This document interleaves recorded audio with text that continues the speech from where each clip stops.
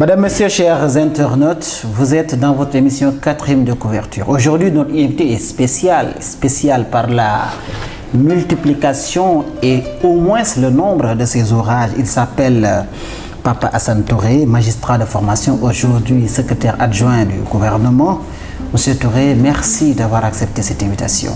Merci, c'est moi qui vous remercie. Le Sénégal a une vieille tradition de gouvernance normative, nous dit l'auteur, compilée dans ce qu'on pourrait appeler la légistique. Qu'est-ce que la légistique, monsieur Touré? Alors, merci beaucoup pour cette question. J'ai l'habitude de dire que la légistique est une notion qui est un peu entourée d'ésotérisme, on va dire ça comme ça. Très souvent, quand je parle de légistique, les gens me disent « Est-ce que vous voulez parler de la logistique ?» Je dis non, je ne parle pas de logistique, je parle de légistique avec un E accentué. Alors, on peut dire de façon générale que la légistique, c'est une technique. La légistique n'est pas une science, la légistique n'est pas un art. Ce n'est pas d'abord une science parce que la légistique n'est pas fondée sur des règles universelles. Chaque pays a ses propres règles linguistiques. J'ai l'habitude de dire que, par exemple, si vous allez au Burkina Faso, leur projet de loi comporte des visas. Les visas, ce sont les fondements du texte. Vu la loi telle, vu la Constitution. Au Sénégal, comme en France, les lois ne comportent pas de visas. Donc vous voyez que les règles peuvent varier d'un pays à un autre. Donc ce n'est pas une science véritablement. La légistique n'est pas aussi un art, ce n'est pas une activité créatrice. Mais c'est plus une technique. C'est des méthodes. Méthodes qui président à quoi? Méthode relative à la rédaction, d'abord à la préparation, parce qu'on reviendra sur ça peut-être.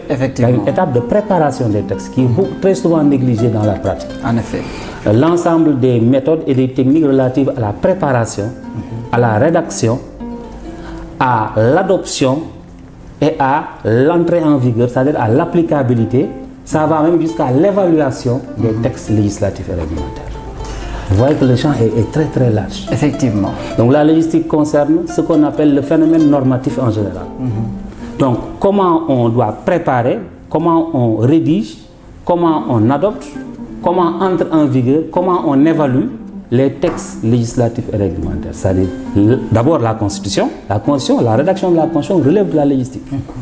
Les lois, toutes les lois constitutionnelles, les lois organiques, les lois ordinaires, les lois référendaires, les actes réglementaires, cela veut dire les décrets, les arrêtés, mais également les ordonnances. On est en période de Covid-19. Effectivement. Les ordonnances rentrent dans le cadre de la légistique.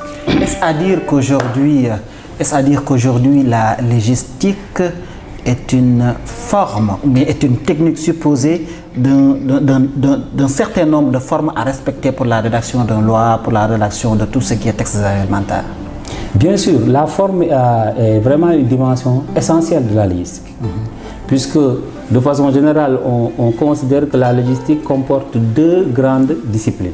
Ce qu'on appelle la légistique formelle et la légistique matérielle. Je commence par la légistique matérielle. La légistique matérielle permet de déterminer le contenu du texte. Quand vous voulez, par exemple, quand vous êtes le coordonnateur d'une cellule juridique d'un ministère, votre ministre vous demande de préparer un texte de loi sur, par exemple, la médecine traditionnelle au ministère de la Santé. Alors, médecine traditionnelle, il n'y a pas encore un cadre juridique. Alors, vous devez vous poser la question de savoir qu'est-ce qui sera dans la loi, qu'est-ce qu'on va réglementer, qu'est-ce qu'on va prévoir, quelles sont les dispositions qui seront dans la loi sur la médecine traditionnelle. C'est ce qu'on appelle la légistique matérielle, parce que c'est la discipline qui permet de déterminer le contenu substantiel à réglementer. Maintenant, à côté de la légistique matérielle, il y a la légistique formelle que vous évoquez, la dimension formelle, c'est-à-dire comment mettre en forme le texte. Comment présenter le texte de sorte que ce texte soit accessible, soit intelligible. Puisque de plus en plus, il y a un principe qui est dégagé en légistique, c'est le principe de l'intelligibilité des textes. Un texte ne doit pas être compliqué. Montesquieu disait que les lois ne doivent point être subtiles. Elles doivent être faites pour des gens de médiocre entendement. Un texte ne doit pas être compliqué. Exact. Un juriste doit pouvoir lire un texte, le comprendre, mais un citoyen lambda également doit pouvoir le lire et le comprendre, puisque le texte est destiné à être appliqué par les populations par le citoyen lambda. À vous entendre, il paraît qu'il y a une étape importante lors de la rédaction des lois, c'est la préparation. Et là, la logistique y intervient. Ah oui, oui. L'étape de préparation, et je le disais tantôt, est essentielle dans le processus de fabrication du texte. C'est la première étape. Et d'ailleurs, je dois commencer par dire que la première étape, c'est la préparation, mais c'est d'abord se poser la question de savoir, la question relative à l'intérêt. Est-ce qu'un texte est-ce que l'intervention d'un texte est obligatoire? Est-ce qu'il est nécessaire d'avoir un texte? C'est la première question. Est-ce que l'intervention législative est utile ou pas? Parce que quelquefois, on n'a pas besoin de texte. On peut signer un contrat ou bien conclure une convention, ou bien il est possible de signer un contrat pour régler le problème. Parce qu'un texte apporte toujours une solution à un problème de société.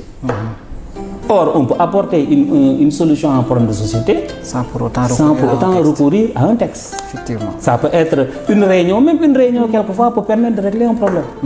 D'abord, est-ce que l'intervention législative est nécessaire? Si oui, première étape, ce qu'on appelle les études préalables. Les études préalables. L'étude préalable, ça s'articule autour de 2 points essentiellement. C'est d'abord, quel est l'impact de l'intervention normative? Si je prends ce texte qui est envisagé, quel impact ce texte aura-t-il sur le vécu des Sénégalais? N'est-ce pas tout cela qui est expliqué dans l'exposé des motifs des lois, souvent? En partie. L'exposé des motifs a une dimension argumentaire. Ça veut dire qu'on doit essayer d'expliquer le pourquoi du texte. Il y a une partie contextualisation, il y a une partie motivation qui effectivement revient beaucoup sur le pourquoi du texte, sur les incidences que peuvent présenter les textes. Cette étape est très, très importante. C'est pourquoi dans certains textes, le législateur exige ce qu'on appelle une étude d'impact. Aujourd'hui, par exemple, vous ne pouvez pas créer une agence d'exécution, une agence qui est une entité juridique, une personne morale de droit public, sans étude d'impact. Il faut au préalable me réaliser une étude d'impact qui va montrer quoi? Qui va montrer quelle incidence la création de cette agence va-t-elle avoir sur le vécu, sur l'environnement, sur la société, sur le budget de l'État. Quelle perception les populations vont avoir par rapport à la création de cette agence? Ce sont des questions qui se posent, qui sont liées à ce qu'on appelle l'évaluation ex ante. On évalue le texte avant même son élaboration. Donc, cette dimension étude d'impact est une dimension très importante. Mais au-delà de l'étude d'impact, pour terminer avec l'étape de préparation, il y a ce qu'on appelle la revue normative. Et mais c'est essentiel dans notre pratique, essentiel. Vous voulez par exemple intervenir, vous voulez prendre un texte sur, on va dire quoi, sur qui va encadrer, qui va un peu encadrer la période de crise sanitaire. La première question que vous devez vous poser, c'est que est-ce qu'il y a eu des textes qui sont intervenus dans le même secteur? Vous devez faire la revue. Est-ce que la Constitution en a parlé? Est-ce qu'il y a des lois qui sont déjà intervenues sur ce secteur-là? Est-ce qu'il y a des décrets? Est-ce qu'il y a des conventions internationales sur la question? Est-ce que le droit communautaire, aujourd'hui, il y a un droit communautaire qui existe au niveau de l'UEMOA, au niveau de l'OHADA, au niveau de la CEDEAO, etc., etc. Or, ces droits sont supérieurs. Exactement. Est-ce qu'ils ont déjà réglementé ces questions? Si maintenant la matière à réglementer est vierge de toute législation, vierge de toute réglementation, dans ce cas, on peut recourir à d'autres, ce qu'on appelle le benchmarking. Aller recourir par exemple, qu'est-ce qui se passe au Mali? Par exemple, vous voulez avoir une loi sur le vol de bétail. Le Mali a une forte expérience en matière de vol de bétail, du point de vue législatif. Le Niger, ce sont des pays sahéliens. Donc on peut aller vers ces pays-là pour voir comment ils ont réfléchi sur cette question, quelles sont les réponses qu'ils ont apportées. C'est ce qu'on appelle un peu les aspects de benchmarking. Tout ça rentre dans la dimension préparation des textes. Malheureusement, quelquefois, les gens, au lieu de se livrer à toutes ces études préalables-là, tout de suite ils prennent la plume pour rédiger le texte. N'est-ce pas, cet incident, ce défaut de manque de préparation qui pose souvent problème lors de la rédaction des textes souvent. Exactement. Ça arrive souvent que les textes ne soient pas bien préparés. Et ça, on le sent dès que le texte arrive au niveau du secrétaire général du gouvernement. Et c'est tout le sens des réunions qui sont organisées ici. Parce qu'il y a une réunion de comité interne d'abord, que moi je préside, et qui implique tous les départements ministériels qui sont concernés par le texte. L'inspection générale d'État, le bureau organisation et méthode, le contrôle financier, l'agent judiciaire de l'État, tous ces acteurs viennent et on leur transmet le texte bien avant, plus de 15 jours avant, pour qu'ils aient le temps de lire le texte. Et c'est l'occasion dans ces instances-là, en comité interne, mais aussi en comité technique. Le comité technique est un comité plus élargi, qui est en principe présidé par le secrétaire général du gouvernement, le ministre secrétaire général du gouvernement, et qui permet de mettre le doigt sur ces difficultés-là. Si le texte n'est pas bien préparé, quelquefois, il nous arrive de demander au ministère de retirer le texte du circuit, de le préparer à nouveau, de le renforcer avant de le réintroduire dans le circuit normatif. Alors, qu'est-ce qui vous a poussé, Pape Assane, d'avoir écrit ou bien d'écrire cet ouvrage sur la logistique? Est-ce que vous vous êtes rendu compte de manquements? Est-ce que vous vous êtes rendu compte que le Sénégal est en train de se dévier de la bonne voie de sa tradition normative? Alors, deux raisons m'ont essentiellement poussé à rédiger cet ouvrage-là. La première raison, c'est d'abord l'absence d'un document de référence sur les questions de logistique. Ce n'est pas seulement au Sénégal, c'est en Afrique en général. En Afrique, il n'y a pas encore un ouvrage consacré à la logistique, du moins à ma connaissance. Alors, j'ai considéré que c'était vraiment une lacune qu'il fallait combler. Puisque le Sénégal, vous l'avez dit tantôt, a une vieille tradition normative. Quand je dis vieille, c'est vraiment vieille tradition normative. Effectivement. 1776. Avec la révolution de Thierno Souleymane Baal. Thierno Souleymane Baal a fait élaborer un texte fondamental, magnifique, qu'on appelle la Constitution de l'Almamia, qui comporte 10 articles. Mais c'est une sorte de charte de bonne gouvernance politique et sociale. Depuis 1776. 13 ans avant la Révolution française. 13 ans avant la Révolution française. On avait un texte de gouvernance publique au Fouta, au Sénégal, ici.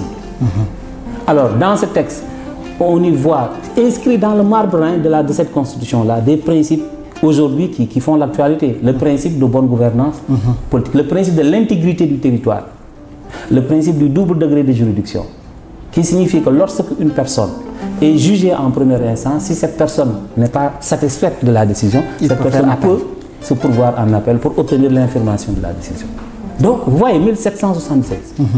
Le Sénégal fait partie des rares pays au monde où les techniques que j'ai évoquées tantôt, de préparation, de rédaction, d'évaluation des textes, ont été fixées dans des lois, dans des décrets, dans des circulaires, dans des instructions générales, du temps du président Senghor. Je dis toujours que le président Senghor faisait de la logistique, même si le terme n'était pas à l'époque connu, les gens ne parlaient pas de logistique, mais le président avait une véritable approche logistique à l'époque. Et pas seulement le président Senghor, jusqu'au président Abdou Diouf, le président Mamadou Dia. C'est des gens vraiment qui ont consenti des efforts considérables pour asseoir notre système de gouvernance normative actuel.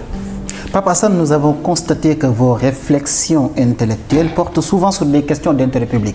Votre premier ouvrage en est l'exemple qui est votre thèse, qui est le traitement de la cybercriminalité devant le juge. En 2012, le Sénégal était entré dans une nouvelle phase avec l'apparition de l'Internet, de la cybercriminalité. Vous avez produit un ouvrage intellectuel là-dessus. Qu'est-ce qui vous pousse à chaque fois qu'il y a une nouveauté, à chaque fois que vous sentez le besoin d'apporter quelque chose de neuf en fonction de l'évolution de la société, puisque à chaque fois que la société évolue, il faudrait également que le droit évolue. Et à chaque fois, vous proposez quelque chose. Qu'est-ce qui vous pousse à vouloir toujours approfondir votre réflexion pour proposer quelque chose aux Sénégalais? Oui, je pense que c'est tout à fait normal, puisque il y a des thèmes aujourd'hui. C'est vrai qu'il y a des questions qui sont très souvent traitées sur le plan politique, etc. Mais il y a des points quand même qui méritent pour moi d'être approfondis, d'être traités. Des questions comme les questions liées à la logistique. La cybercriminalité est une forme de criminalité moderne. Aujourd'hui, tout le monde vit cela. Je me rappelle quand je préparais ma thèse en 2005 sur cette question-là, un ancien magistrat me disait tu travailles sur quoi? Je dis je travaille sur la logistique, sur la cybercriminalité. Il me dit mais ça c'est quoi? C'est une fiction, ça n'existe pas. Ça n'existe pas, c'est pas possible.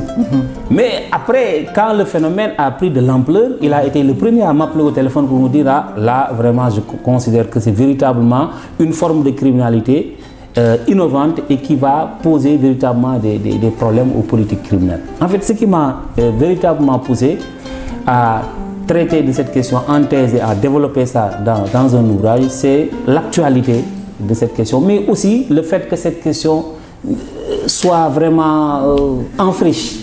Il n'y a pas beaucoup d'écrits sur la question. C'est pourquoi j'ai senti la nécessité le besoin donc de combler cette lacune pour apporter une petite contribution à l'évolution de notre droit. Lorsqu'il s'était agi de parler de la réforme de l'organisation judiciaire du Sénégal, vous en avez écrit également, je pense que c'était en 2014 ou 2015 2016. 2016. Et vous avez produit un ouvrage là-dessus également. Vous avez également écrit un autre ouvrage sur la réforme de la composition des compétences et des juridictions du Sénégal. Quels ont été vos motifs?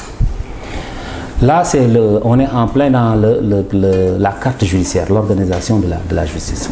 Alors, ce qui m'a poussé à l'époque, c'est que vous vous souvenez avec la restauration de la Cour de répression de l'enrichissement illicite. Effectivement. La justice était vraiment au devant de la scène. Les gens parlaient beaucoup du système judiciaire. Il y avait des critiques qui fusaient de partout.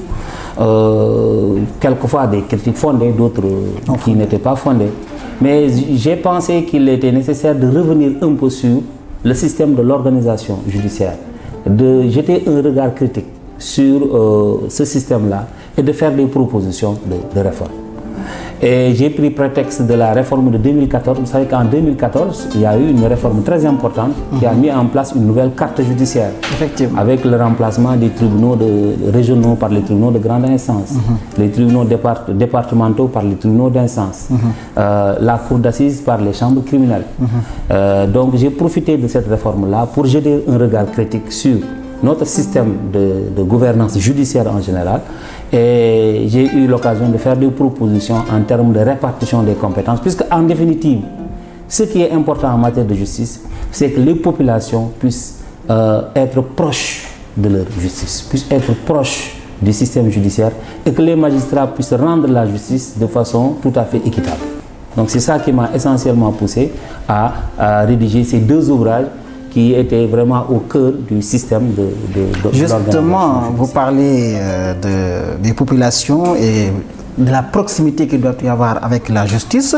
Vous avez écrit également un autre ouvrage sur le droit à l'assistance d'un avocat au cours de l'enquête. Un ouvrage fondamental, puisque nous savons que ces dernières années aussi, ce sujet a fait beaucoup de débats dans la place publique, notamment dans la presse sénégalaise, et même au-delà même du Sénégal, puisque ceux qui étaient poursuivis souvent n'avaient pas, en tout cas tout au début de l'enquête, un avocat, et ce qui pouvait souvent biaiser même le processus de la quête de la vérité. C'est ça, exactement. Là aussi, c'est une question qui a fait couler beaucoup d'encre et de salive, on va dire ça comme ça, puisque c'est un règlement en réalité de l'UEMOA de 2014 qui a consacré ce droit.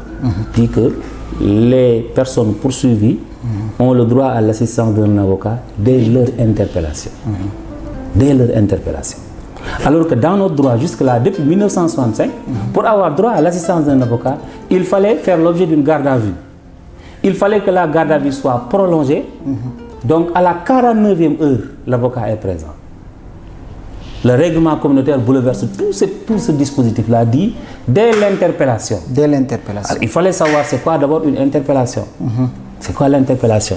Est-ce que moi, quand je circule je suis dans mon véhicule comme ça et un policier m'arrête, contrôle mes pièces, est-ce que je suis interpellé? Est-ce que l'interpellation, c'est l'arrestation? Est-ce que l'interpellation, c'est le fait d'être convoqué à la police à la suite d'une plainte? Tout ça, c'est à savoir. Tout ça, ce sont des questions qui ont été posées et qui ont posé des difficultés aux juridictions. Vous vous rappelez l'affaire Thione Seck? Ouais. Il a été peut-être l'une des premières personnes à avoir été interpellée dans le cadre de ce règlement-là. La chambre d'accusation avait considéré à l'époque que ce droit était directement applicable au Sénégal.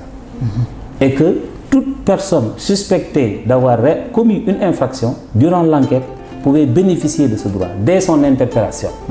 Or, l'interpellation n'est pas l'arrestation.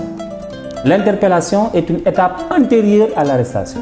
L'interpellation veut dire simplement que sur la personne pèsent des indices de culpabilité.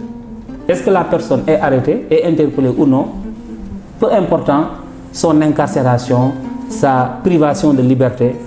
L'essentiel, c'est que par exemple, une personne qui est convoquée à la police, à la suite d'une plainte, et que sur lui pèse des indices de culpabilité, cette personne, dès son arrivée à la police, est considérée comme une personne interpellée et doit recevoir notification de son droit à l'assistance d'un avocat. Faute de quoi, toute la procédure est nulle. Donc vous voyez que c'est une question essentielle qui est au cœur des droits fondamentaux, qui est au cœur des garanties de procédure. C'est ce qui m'a véritablement amené à rédiger un ouvrage sur la question et pour un peu éclairer la lanterne des populations sur un droit qui constitue véritablement un droit fondamental. Nous allons revenir à votre dernier livre sur la légistique. Papa Assane, vous avez dit tantôt qu'en Afrique, vous n'avez pas vu d'ouvrage portant exclusivement sur la notion de légistique. Est-ce à dire qu'aujourd'hui, il est important que les pays de la sous-région, puisqu'on vit en communauté à travers les organisations sous-régionales et régionales, est-ce à dire qu'il faudrait également que ces organisations adoptent cette notion pour qu'au moins la tradition normative puisse être partagée en Afrique? Absolument, ça c'est essentiel et vous avez parfaitement raison. Les questions de légistique sont des questions en réalité de gouvernance publique. J'ai l'habitude de dire qu'il y a un lien étroit entre la gouvernance normative et la gouvernance publique. Les textes, c'est-à-dire, sont des instruments au service des politiques publiques. Sont des instruments au service des politiques publiques. Lorsque un gouvernement veut gouverner, un État peut gouverner, cet État a besoin de textes. Sans texte, on ne peut pas gouverner. Puisque les textes sont censés traduire les options majeures des pouvoirs publics en termes de projets, de programmes. Si les textes censés traduire les options du gouvernement sont mal pensés, mal rédigés, mal conçus, il y a forcément ces des textes sont source à problème. Or, en réalité, ils devaient être des sources à solution. Exactement. Ce sont des éléments de solution. Si ces éléments de solution sont des éléments de problème, il y a un problème. Vous imaginez, il y a un problème. Effectivement. Donc, il y a un problème. Donc, ce qui fait qu'aujourd'hui, tous les pays aujourd'hui s'intéressent à la légistique. Tous les pays. Moi, j'ai été dans beaucoup de pays africains. Les gens s'interrogent sur cette discipline ésotérique, certes, assez complexe, mais ils sont intéressés. Ils s'intéressent beaucoup à la légistique. Et pour confirmer cela, l'UEMOA vient d'adopter un guide sur la transposition des directives. Vous savez, la transposition, c'est de la légistique. Quand on transpose une directive c'est une norme communautaire qui n'est pas directement applicable dans les États parties. Mais pour être applicable, cette norme doit être transposée, ça doit être internalisée au niveau interne, au niveau national. L'UEMOA, conscient des enjeux que présente l'opération de la transposition, l'UEMOA a fait adopter un guide de transposition. Le Conseil des ministres l'a adopté. Moi, j'ai eu l'occasion d'assurer une formation pour l'UEMOA aux États parties de l'UEMOA pour un peu diffuser, pour un peu sensibiliser sur le contenu de ce guide-là. C'est pour dire aujourd'hui, pour aller dans le même sens que vous, pour vous dire que effectivement, la légistique aujourd'hui interpelle pratiquement, pas seulement les pays africains, mais tous les pays du monde. J'ai écho que vous êtes en train d'écrire un ouvrage qui portera sûrement sur votre domaine de prédilection, le droit. Quel sera le sujet cette fois-ci? Alors, donc, le prochain, enfin, ce n'est pas un ouvrage personnel, c'est un ouvrage institutionnel, puisque, comme vous savez, le SGG, le secrétaire général du gouvernement, avait engagé un travail de collecte et d'analyse des circulaires des institutions générales depuis 1959. On a commencé ce travail en 2016. Alors nous avons eu à collecter toutes ces circulaires en matière de préparation, de rédaction des textes. Et nous allons bientôt publier avec l'Harmattan un ouvrage, un recueil j'ai commenté et annoté ce recueil.